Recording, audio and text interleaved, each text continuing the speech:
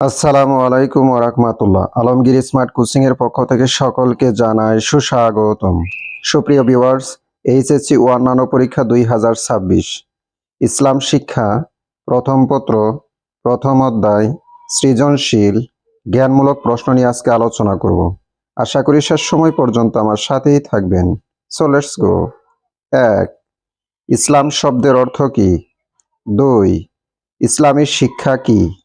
3. নৈতিক শিক্ষা কি? 4. ইসলামী শিক্ষার মূল উৎস কি? 5. মক্তব শব্দের অর্থ কি? 6. সংস্কৃতির আরবি প্রতিশব্দ কি? 7. নবী রাসূলদের ওয়ারিশ কারা? 8. মক্তব কাকে বলে?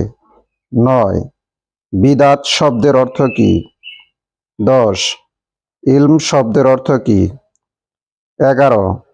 তুহফাতুন ফালাসিফা গ্রন্থের রচয়িতা কে? 12.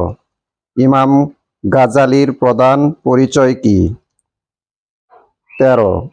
দারুল আরকাম কি? 14.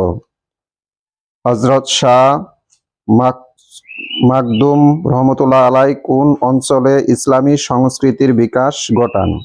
সুপ্রিয় ভিউয়ার্স, বাংলাদেশে যে কয়টি শিক্ষা বোর্ড রয়েছে এই কয়টি প্রশ্ন থেকে 100% কমন পড়বে ইনশাআল্লাহ।